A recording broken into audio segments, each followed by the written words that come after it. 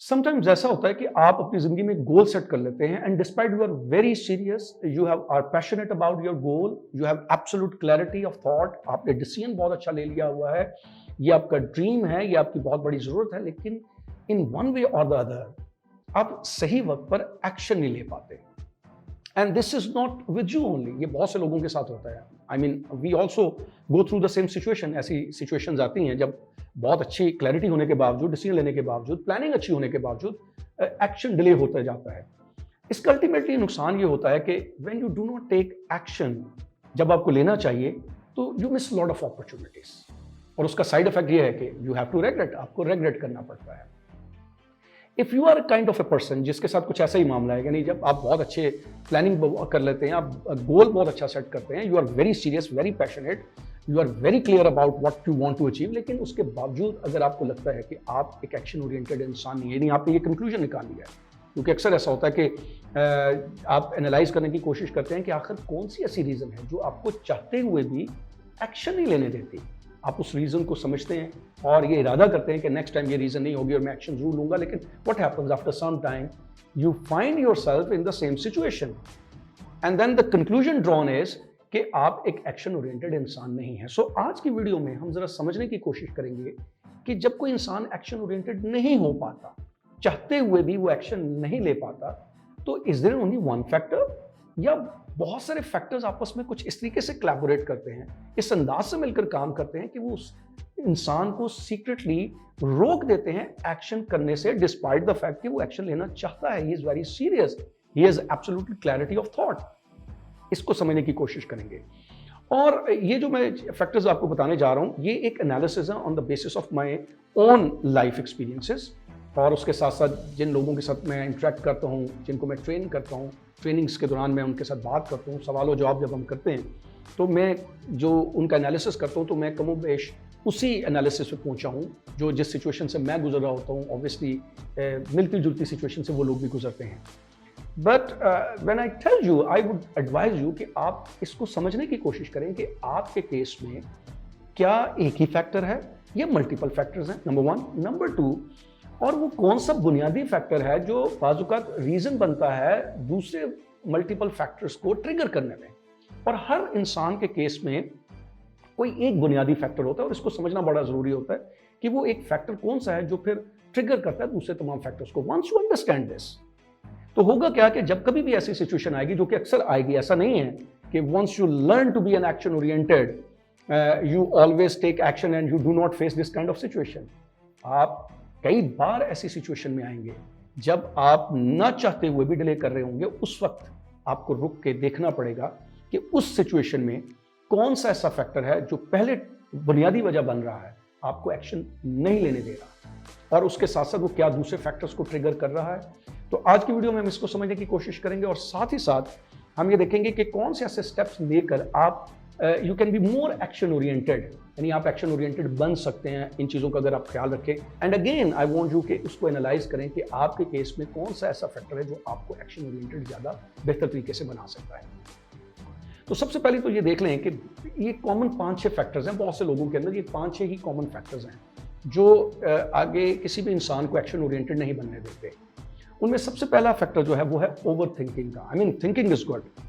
कोई भी चीज़ करने के लिए आपको सोचना पड़ता है, क्योंकि प्लान करना है, आपने सोचना है, लेकिन when it becomes your obsession in such a way कि आप एक ही चीज़ को लेकर के, मे बी नेगेटिव चीज़ को लेकर के आप बहुत ज़्यादा एग्जैजरेट करते जा रहे हैं, बहुत ज़्यादा सोचते जा रहे हो, तो that is your hurdle.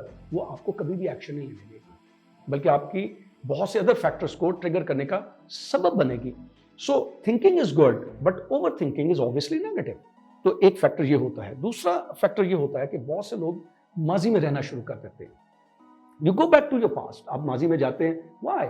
So that you can learn कि माजी में कौन से एक्सपीरियंसेस गलत हुए ताकि वो दोबारा गलतियां ना हो सके, और कौन सी चीजें अकॉर्डिंग टू योर प्लान सही रही उनको समझा जा सके। But if you are living constantly in past and particularly thinking about negative things, this will never allow you to be action oriented. वो कभी भी आपको एक्शन लेने नहीं देगी।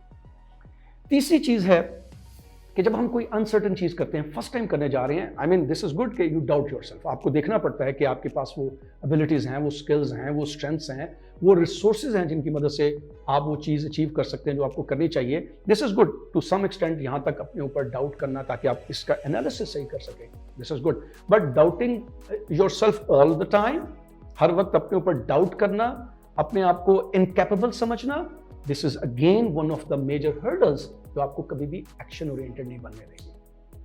एंड देन किसी चीज के बारे में वरी करना, अगेन वरी करना भी इज अ पॉजिटिव टूल। जैसे कि मैं अक्सर कहता रहता हूं कि ये चीजें पॉजिटिव नेगेटिव नहीं होती, इनका इस्तेमाल इन चीजों को नेगेटिव बना देता है। सो किसी चीज के बारे में वरी करना मीन कंसर्न होना किसी हद तक कि ये करूंगा तो इसके नतीजे ये निकल सकते हैं, इसके कॉन्सिक्वेंसेस बेयर करने की मेरे अंदर कैपेबिलिटी है या नहीं है, इसका इंपैक्ट लोगों को क्या पड़ेगा, दिस इज गुड। यहां तक तो ये कंसर्न है, बट अगर if it is too much it becomes a worry, और विदाउट एनी रीजन किसी चीज को एग्जैजुरेट करके वरी करते रहना, this is again one of the major hurdles जो कभी भी किसी इंसान को एक्शन ओरिएंटेड नहीं बनने देगी। इसके अलावा एक और फैक्टर है, वो ये है कि you think too much about the people. देखिए, we live in a society, हम एक सोसाइटी में रहते हैं, सोसाइटी में कस्टम्स हैं, नॉर्म्स हैं जिनको फॉलो करना पड़ता है, ट्रेडिशंस हैं जिनको फॉलो करना पड़ता है। You have to do things जिससे लोगों की जिंदगी पर नेगेटिव असरात ना मुरतब हों, उनकी जिंदगी को नेगेटिवली इंपैक्ट ना करें। दिस इज गुड, आपको सोचना चाहिए क्योंकि आप एक सोसाइटी में रह रहे हैं, रहना आपके लोगों के साथ है। But if again this becomes your obsession to an extent कि आप सिर्फ लोगों के बारे में सोचें एंड यू नेगलेक्ट योरसेल्फ, और अपने आप को भुला दें।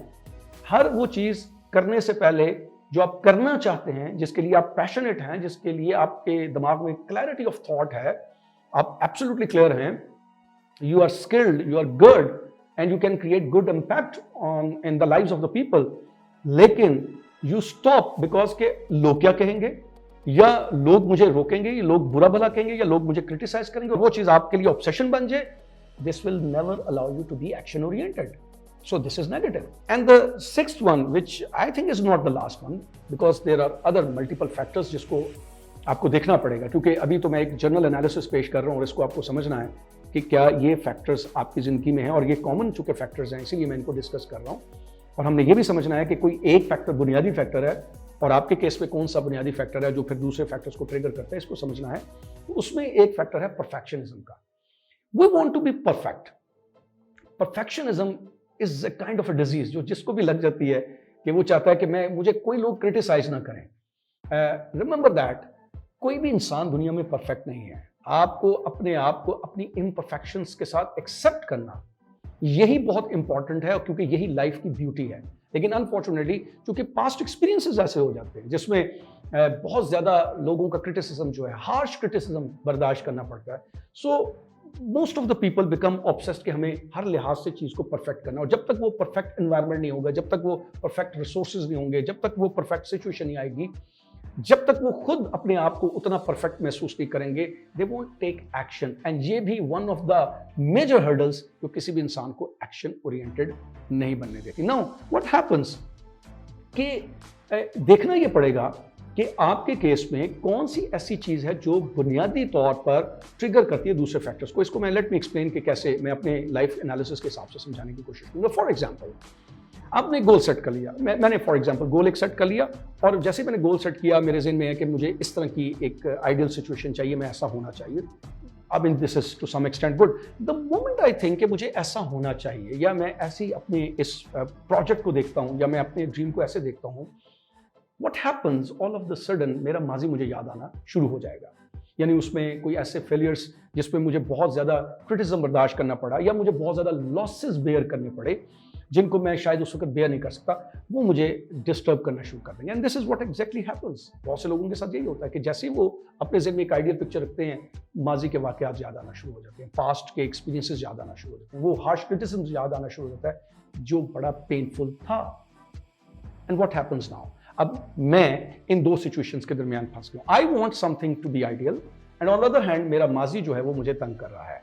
व्हाट हैपेंस बेसिकली, ये जो माजी का किस्सा है ये मुझे कंपेल कर रहा है कि I want it more perfect. मैं इसको और परफेक्ट बनाने की कोशिश करूं ताकि मैं इस क्रिटिसिज्म से बचूं. एंड सीक्रेटली क्या होगा कि मैं उसी सिचुएशन में उलझता जाऊंगा. I want to be perfect enough. मैं परफेक्ट होने की कोशिश करूंगा. अब जब मैं अपने आप को परफेक्ट देखूंगा या परफेक्ट करने की कोशिश करूंगा, तो हो सकता है कि सिचुएशन के दौरान मैं अपने आप पे डाउट करना शुरू कर दूं कि do I have this capabilities, क्या मैं कर सकता हूं, क्या मैं ये कर पाऊंगा, क्या ये हो पाएगा। मैं सेल्फ डाउट का शिकार हो जाऊंगा। व्हाट हैपेंस, जैसे ही मैं सेल्फ डाउट का शिकार होऊंगा, एक ख्याल मेरे ज़हन में आएगा, दूसरा ख्याल मेरे ज़हन में आएगा, तीसरा ख्याल मेरे ज़हन में आएगा, और फिर ये ख्यालात का एक सिलसिला शुरू हो जाएगा। And this leads me towards overthinking. आप ये समझने की कोशिश कर रहे हैं कि कैसे एक फैक्टर जो है, हाइपोथेटिकली जैसे हमने एनालाइज करने की कोशिश किया कि एक फैक्टर कैसे ट्रिगर करता है दूसरे फैक्टर को, दूसरे से तीसरा और चौथा फैक्टर चलना शुरू हो जाता है। सो आई वुड स्टार्ट ओवरथिंकिंग। और जब मैं ओवरथिंकिंग कर रहा हूं, I am thinking about so many things. I am thinking about कि मेरा ये सिचुएशन परफेक्ट होनी चाहिए। आई एम थिंकिंग अबाउट कि अगर ये परफेक्ट ना हुआ तो क्या होगा। आई एम थिंकिंग अबाउट लोग क्या कहेंगे, पहले क्या हुआ था, और इस लूप में मैं फंस जाऊंगा। And this is exactly what happens in everybody's life, कि कोई एक फैक्टर वो ट्रिगर होता है और फिर वो वजह बनता है दूसरे तमाम फैक्टर्स की, और वो तमाम फैक्टर्स आपस में इस तरीके से सीक्रेटली कोलैबोरेट करते हैं कि किसी भी इंसान को जब वो एक्शन लेना चाह भी रहा है, वो एक्शन नहीं ले पा रहा होता। इसको हम कहते हैं कि फिर वो प्रोक्रास्टिनेट करना शुरू करता है, वो सोचों में पड़ा रहता है, और वो इंसान जो है वो थिंकर बन के रह जाता है, एक्शन टेकर नहीं रहता। आपके केस में यू नीड टू एनालाइज कि कौन सी ऐसी चीज है, कौन सा ऐसा फैक्टर है जो सबसे पहले आपके सामने आके खड़ा होता है। वंस यू अंडरस्टैंड कि वो पहला फैक्टर कौन सा जो आपके सामने आके खड़ा होता है, यू विल बी एबल कि आप ट्रेस कर सकें कि ये किस फैक्टर को नेक्स्ट, और फिर कौन सा फैक्टर नेक्स्ट ट्रिगर होता जाता है और वो फिर आपको कंट्रोल करता है।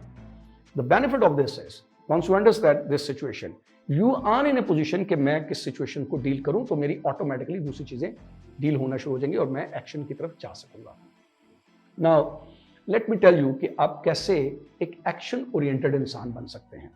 कौन सी वो छोटी छोटी चीजें जो करें तो आप more of N action oriented person rather than कि आप एक थिंकर बनकर रह जाए, कैसे आप बन सकते हैं। इसके लिए सबसे पहले जो आपको चीज करनी है वो ये है कि अपने बिलीफ सिस्टम के ऊपर काम करना, एक बिलीफ अपने अंदर पैदा करने की कोशिश करें, और वो ये है कि आपके इर्द गिर्द तमाम खुदा के कवानीन हैं। I mean everybody believes this, everybody says कि मैं बिलीव है मेरा कि खुदा की मर्जी के बगैर तो इस दुनिया में कोई चीज़ नहीं हिलती। एवरीबॉडी सेज दिस, लेकिन किसी चीज़ को कहना और वाकई उसके ऊपर बिलीव होना, there is a hell of difference. इसमें बहुत बड़ा फर्क है।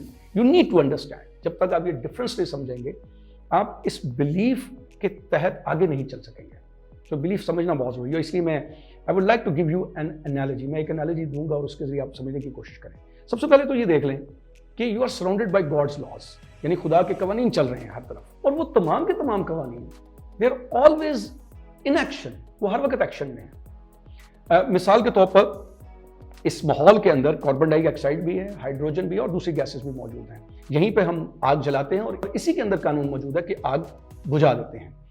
अब जैसे आप अगर फॉर एग्जांपल समंदर में उतर जाएं तो समंदर के पानी के अंदर ये ताकत मौजूद है कि वो आपको उठा के रखे और आपको आपकी मंजिल तक पहुंचा दे, और समंदर के अंदर ही ये ताकत मौजूद है कि वो आपको डुबो दे। ये तमाम कवानीन एक्शन में हैं, मगर वो तब आपको किनारे तक लेके जाएंगे अगर आपको तैरने का स्किल आता होगा, और वो समंदर का पानी तब आपको डुबो देगा अगर आपको तैरने का स्किल नहीं आता होगा। द कंक्लूजन इज कि खुदा के कवानीन तो हर वक्त एक्शन में है, मगर आपकी लाइफ में वो उस वक्त एक्टिवेट होंगे जब आप चाहेंगे। अगर आपको किस कानून को अपनी जिंदगी में कैसे एक्टिवेट करना है, इसका स्किल आता होगा, इसका तरीका आता होगा, तो वही कानून आपकी जिंदगी में एक्टिवेट हो जाएगा। जैसे कि हमारी जिंदगी में जो परेशानियां आती हैं, जो खुशियां आती हैं, वो इस दुनिया में मौजूद हैं, लेकिन हमारी जिंदगी में हमारी मर्जी से जब हम एक्टिवेट करते हैं, अपनी सोचों से, अपने जज्बात से, अपनी महसूसात से, यानी जैसे ही हम सोच रखेंगे वैसे ही हमारी जिंदगी में होगा। यानी जैसा तुम गुमान रखोगे वैसा ही तुम्हारी जिंदगी में होने लग पड़ेगा। अगर आप मुस्बत सोचने के आदी हैं तो आपकी जिंदगी में मुस्बत चीजें आएंगी। अगर आप अपॉर्चुनिटी की तरफ देखते हैं तो आपकी जिंदगी में अपॉर्चुनिटीज आएंगी। लेकिन अगर आप एक ऐसे इंसान हैं जो सिर्फ पहले प्रॉब्लम्स को सोचता है, नुकसानात का सोचता है, तो आपकी जिंदगी में नुकसानात आएंगे। So the first belief that you have to inculcate in yourself, जो आपको अपने अंदर पैदा करना है, वो ये है कि आपको अपने सोच के ऊपर और अपने जज्बात के ऊपर, अपने इमोशंस के ऊपर नजर रखनी है कि कहीं आप मुस्बत सोच रहे हैं या नेगेटिव सोच रहे हैं। यानी अगर आप हर वक्त अपने ऊपर डाउट करते रहते हैं तो आपको वही सिचुएशंस नजर आएंगी जो आपकी जिंदगी में प्रॉब्लम्स लेकर आएंगी। और अगर आप अपने अंदर ईमान से सोचते हैं, बिलीफ से सोचते हैं, पॉजिटिविटी से सोचते हैं, तो आपको वही सिचुएशंस नजर आएंगी, वही अपॉर्चुनिटी नजर आएंगी जो आपको आगे लेकर चल सकती हैं। सो सबसे पहले तो अपने आप को ये कन्विंस करें कि गॉड्स लॉज, खुदा के तमाम कवानीन हर वक्त एक्शन में है और वो आपकी जिंदगी में तब एक्टिवेट होंगे जिस तरह की आप सोचेंगे, जिस तरह की आप इमोशंस अपने अंदर रखेंगे, उससे वो एक्टिवेट होंगे। इस एग्जाम्पल को समझना बहुत जरूरी है, इसलिए क्योंकि जब आप ओवर थिंकिंग करते हैं तो आपको ये देखना है कि आप नेगेटिव थिंकिंग तो नहीं करते जा रहे। जब आप सेल्फ डाउट करते हैं तो आपको देखना है कि आप बहुत ज्यादा डाउट करते जा रहे हो, इसी वजह से आपको ऐसी सिचुएशंस तो नहीं नजर आ रही, क्योंकि यही होता है जैसा आप सोचते हैं वैसा आपकी जिंदगी में होना शुरू हो जाता है। दूसरी चीज, if you want to be action oriented after having inculcated this belief, अपने अंदर पहले ये बिलीफ पैदा कर लें ताकि आपको ये हर वक्त अलर्ट रखे कि जैसे ही आप नेगेटिव सोचने की तरफ जाएं तो आप अलर्ट हो जाएं कि मेरी सोचने से ही मेरी जिंदगी में नेगेटिव सिचुएशन आएंगे। जैसे ही आप अपने ऊपर डाउट करने जाएं और आप अलर्ट हो जाएं कि अगर मैं खुद पे डाउट ही करता जाऊंगा तो मैं एक्शन नहीं ले पाऊंगा, ये बिलीफ आपको जगा कर रखेगा, ये जगाने का काम करेगा, आपको अलर्ट रखेगा कि आपको अपनी सोच के ऊपर नजर रखनी है। सो हैविंग डन दिस, दूसरा तरीका ये है कि जब आप क्लियर हैं कि what do you want to achieve and why do you want to achieve, जब आपको एब्सोल्यूट क्लैरिटी है, जब आपकी प्लानिंग बहुत अच्छी है, तो don't wait for the perfect situation, take action, even small action लेना जरूरी है। दुनिया में कोई भी इंसान डायरेक्टली अपनी मंजिल पर नहीं पहुंच जाता। दुनिया में कोई भी इंसान परफेक्ट हालात और परफेक्ट सिचुएशन होने के बाद अपनी मंजिल पर नहीं पहुंचता। हालात आहिस्ता आहिस्ता आपकी फेवर में आना शुरू होते हैं, सिचुएशंस आहिस्ता आहिस्ता अनफोल्ड करती हैं। बहुत से सवालों के जवाब जिंदगी की बहुत देर के बाद समझ आने शुरू होते हैं, हर सवाल का जवाब आपको उसी लम्हे नहीं मिल जाता। So this is very important, take action even if it is small. Make sure करें कि कम से कम आपको एक छोटा एक्शन लेना है, क्योंकि उस छोटे एक्शन के कॉन्सिक्वेंसेज आप कैलकुलेट कर सकते हैं, उसके इंपैक्ट को, उसके कॉन्सिक्वेंस को, अगर वो नेगेटिव है आप उसको टॉलरेट कर सकते हैं। So it is called an incremental approach, it is called a calculated approach. अगर आप कैलकुलेटेड होकर चलेंगे, एक्शन लेने की कोशिश करेंगे, चाहे छोटा एक्शन ही है, ऑन डेली बेसिस कंसिस्टेंसी के साथ, तो आप एक एक्शन ओरिएंटेड इंसान रहेंगे। तीसरी चीज, जब आप एक्शन लेने के लिए जाते हैं, जब आप एक्शन लेने की कोशिश करते हैं, तो मेक श्योर कि हर एक्शन करते हुए कुछ नई चीज जरूर हो जाए। वो नई चीज आपको एक्साइटेड रखेगी। I mean this is what makes most of the people excited.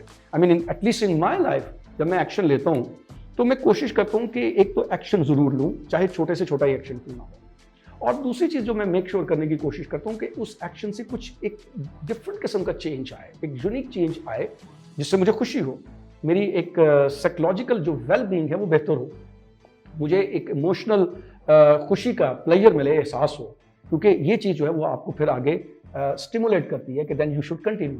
क्योंकि जब आपको कोई डिफरेंट चीज़ नहीं करेंगे, नई चीज़ नहीं करेंगे, तो आपको जो आप देखना चाह रहे हैं, जो आप रिजल्ट्स देखना चाह रहे हैं, वो ज़रूरी नहीं है कि इमीडिएटली आपको रिजल्ट्स नजर आने शुरू हो। और इंसान क्यों गिव अप कर देता है? क्योंकि उसको इमीडिएट रिजल्ट्स वो नजर नहीं आ रहे। लेकिन दिस स्ट्रेटजी कि जब आप हर एक्शन के दौरान ये मेक श्योर करें कि मैं कुछ नया करूं, कुछ इजाफी करूं, उसको मैं नोटिस करूं, तो आपके अंदर वो इंथुसिज्म आता है जो आपको एक्शन लेने की तरफ लेके जाता है। वो आपको प्रोक्रास्टिनेट नहीं कराता, वो आपको फ्रस्ट्रेट नहीं करवाता, वो आपको डिसअपॉइंट नहीं करता, क्योंकि आपको कुछ ना कुछ होता हुआ नजर आ रहा होता है। सो this is again one thing. The fourth thing is, her action के साथ एक रिवार्ड या पनिशमेंट का सिलसिला, ये बड़ा इंपॉर्टेंट है। मिसाल के तौर पर मैं अगर कोई चीज़ करना चाहता हूँ तो मैं उसके साथ कोई रिवार्ड एसोशिएट कर लेता हूँ। एक तरीका ये है कि आप उसके साथ रिवार्ड एसोशिएट करते हैं, यानी खुद को अप्रिशिएट करना, अपने आप को कोई ना कोई किसी ना किसी चीज़ के साथ रिवार्ड के साथ उसको लिंक करना, क्योंकि ये आपके अंदर इनकरेजमेंट का सबब बनेगा। या इसी तरह से कि जब कोई चीज़ मैं नहीं कर पाता हूँ फॉर एग्जांपल, तो उसके साथ मैं एक खास किस्म की पनिशमेंट रख लेता हूँ, जिससे मुझे ख्याल रहे कि मुझे नेक्स्ट टाइम ये नहीं करना। एक एग्जांपल ये हो सकती है कि आप खुद को ही क्रिटिसाइज करना शुरू कर दें, अपने आप को अकाउंटेबल रख लें, दिस इज अ पनिशमेंट। और जब आप अकाउंटेबल करें अपने आप को, तो बड़ा सीवियरली क्रिटिसिज्म करने की कोशिश करें, ताकि आपको ये ख्याल रहे कि नेक्स्ट टाइम मुझे ये एक्शन लेना है। बिकॉज जब आप एक इस किस्म का पैराडाइम बनाएंगे अपने सामने, then these things will make you to take action rather than कि आप सिर्फ सोचते रह जाए। फिफ्थ थिंग इज कि आप अपने कुछ एक्शंस ऐसे एनालाइज कर लें कि कुछ एक्शंस ऐसे हों जो टाइम एंड स्पेस से बियॉन्ड हो, यानी वो टाइम और स्पेस के लिए बाउंड ना हो सके। मिसाल के तौर पर मैं आपको अपनी एग्जांपल देता हूं कि दो ऐसी एक्टिविटीज़ हैं जिनको मैंने स्पेस और टाइम के साथ लिंक नहीं किया हुआ। I am very much flexible about this and this strategy can be very helpful for you also. वो क्या है कि मिसाल के तौर पर मैंने एक टाइम है मॉर्निंग, अर्ली मॉर्निंग, मुझे उठना है, मुझे एक्सरसाइज के लिए जाना है, अपनी फिटनेस का ख्याल रखना है, 1.5 hour maybe 90 minutes for example मुझे एक्सरसाइज करनी है। और इसी तरह मेरी दूसरी हैबिट है कि मैं बुक रीडिंग बहुत ज़्यादा करता हूँ, क्योंकि ऑब्वियसली मेरा काम है ट्रेन करना, एजुकेशन ट्रेनिंग, ये मेरा काम है। इस वीडियो के लिए भी जब एक कंटेंट बनाना पड़ता है किसी भी वीडियो के लिए, तो पहले रिसर्च करनी पड़ती है। मेरे जो अपने बिलीफ सिस्टम है, जो मेरे अपने थॉट हैं, जो मेरी अपनी अप्रोच है, जो मेरे अपने कॉन्सेप्ट हैं, उनको मेक श्योर करना पड़ता है कि वो ठीक हैं या नहीं है, या उस जैसे और कहाँ कॉन्सेप्ट मौजूद हैं, फिर उसकी रिसर्च करनी पड़ती है। उसके बाद एक कंटेंट प्रिपरेशन होती है। So reading is my habit. अब ये दोनों जो एक्टिविटीज़ हैं, इनको मैंने टाइम और स्पेस के साथ लिंक नहीं किया, यानी फिक्स नहीं किया। फॉर एग्जाम्पल, अगर मेरा रीडिंग का टाइम है रात को 9 बजे या 10 बजे, और मैंने 10 बजे एक कमरे में बैठकर, इस रूम में बैठ कर फॉर एग्जाम्पल रीडिंग करनी है, there are so many situations जब आप ये टाइम नहीं दे पाते। जिंदगी में इमरजेंसीज होती हैं, because you are living in this world and life is uncertain. Obviously life is uncertain. बहुत सी ऐसी सिचुएशंस आएंगी जब आपके अचानक गेस्ट आ जाएंगे, आपको उनको टाइम देना पड़ेगा। So many unplanned things. Life will never be exactly according to the plans, and you must be capable of dealing with unplanned situations as well. So आपको अपने आप को तैयार रखना होता है। सो व्हाट हैपेंस, मैं क्या करता हूँ, मैंने अपने तमाम जो बेडरूम्स हैं या जो गेस्ट रूम भी है, ड्राइंग रूम भी है, वहाँ पर कोई ना कोई किताब जरूर रखी होती है। और किताब का टाइटल इस तरीके से रखता है कि जिस कमरे में मैं जाऊँ, मुझे सबसे पहले उस टाइटल के ऊपर निगाह पड़े। और हर टाइटल जो है वो एक स्टिमुलेटिंग किस्म का टाइटल है, यानी देखते हुए मुझे एहसास हो कि मैंने शायद आज कुछ मिस कर दिया और मुझे कुछ करना है। So the moment I enter the room, मुझे किसी भी जगह पर जाकर, अगर उस स्पेसिफिक टाइम पे या उस स्पेसिफिक जगह पर मैं जाकर नहीं पढ़ सकता, तो मैं किसी भी रूम में जहां बैठा हूं, मैं वहां पर अगर मुझे टाइम अवेलेबल है, मुझे लग रहा है कि मुझे टाइम अवेलेबल है, I start reading that book. And on the other hand what I do is कि ऑन माई मोबाइल, मैं जब फेसबुक को यूज करता हूं, तो मैंने उसमें ऐसे लिंक्स रखे हुए हैं जहां पर मुझे मुख्तलिफ किस्म के आर्टिकल्स आते रहे जिनको मैं पढ़ सकूं, और मेरी वो तशनगी, जो मेरी रीडिंग हैबिट्स है, वो पूरी हो सके। I should not miss anything as far as reading is concerned. Similarly, exercise, अगर मैं बाज़ औक़ात ऐसा वक्त आता है कि आप सारा दिन बहुत से काम ऐसे करते हैं, इतने एग्जॉस्ट हो जाते हैं कि सुबह उठ नहीं पा रहे होते, या टाइम स्पैन बड़ा कम हो जाता है नींद का, and you miss that particular thing. तो what happens, most of the cases लोग ये करते हैं कि आज एक्सरसाइज नहीं, अच्छा कल कर लेंगे, अच्छा अगर कल भी खुदा न खास्ता उनको टाइम नहीं मिला तो अच्छा परसों कर लेंगे। And these are the triggers जो वजह बनते हैं, फिर आपको आगे एक्शन नहीं लेने देते, आपको एक दूसरी हैबिट की तरफ ले जाते हैं।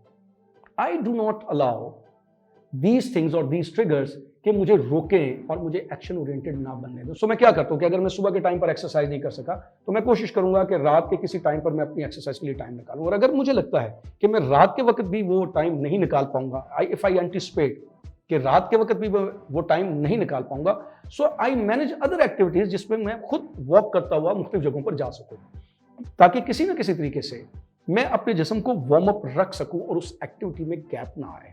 दीज आर द 2 एग्जाम्पल्स जो मैंने आपको दी हैं। इस तरह की आप अपनी जिंदगी में बेशुमार एग्जाम्पल्स देख सकते हैं और ऐसी बेशुमार एक्टिविटीज देख सकते हैं जिनको आप अगर टाइम और स्पेस से निकाल दें, उसको टाइम और स्पेस पे बाउंड ना करें, तो आप एक्शन लेते रहेंगे, and then you remain an action oriented type of person. The last thing is interestingly quite opposite to जो मैंने अभी तक कहा है, और वो ये है कि do not be action obsessed. बड़ी स्ट्रेंज सी बात है कि मैं क्या कह रहा हूँ, उससे पहले मैं एक्शन लेने के लिए आपको कह रहा हूँ कि एक्शन लेना चाहिए, स्मॉल एक्शन ही सी ले लेना चाहिए, टाइम एंड स्पेस पे बाउंड नहीं करना चाहिए। और अब मैं अचानक ये कह रहा हूँ कि do not be action obsessed. What does it mean, इसका क्या मतलब है, ये जरा समझने की कोशिश करें।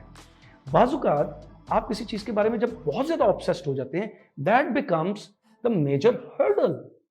क्यों ऐसा होता है कि जब आप बहुत ज़्यादा एक्शन ऑब्सेस्ड हो जाते हैं, you can not balance your life. आप अपनी लाइफ को बैलेंस नहीं कर सकते, यानी वो जैसे कहते हैं ना वर्क लाइफ बैलेंस, वो बैलेंस क्रिएट नहीं कर पाते, अपनी हेल्थ को टाइम नहीं दे पाते।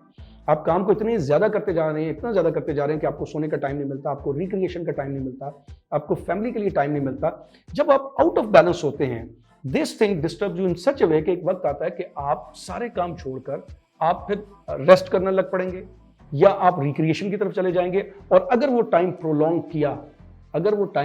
किया तो अगेन आपके अंदर दूसरी हैबिट्स ट्रिगर होना शुरू हो जाएगी, क्योंकि द मोमेंट हम अपने आप को हालात के रहमो करम पर छोड़ते हैं, तो हालात हमें अपने कंट्रोल में लेने की कोशिश करनी शुरू कर देते हैं। लेकिन अगर आप शुरू से ही एक बैलेंस क्रिएट कर सकें, यानी यू नो कि मुझे एक्शन जरूर लेना है, स्मॉल एक्शन लेना है, हर एक्शन के अंदर कोई एक इनोवेशन लेकर आनी है, टाइम एंड स्पेस पे बाउंड नहीं करना, और उसके साथ साथ मुझे अपनी हेल्थ का ख्याल रखना है, अपनी लाइफ के बाकी एक्टिविटीज को बैलेंस करते रहना है।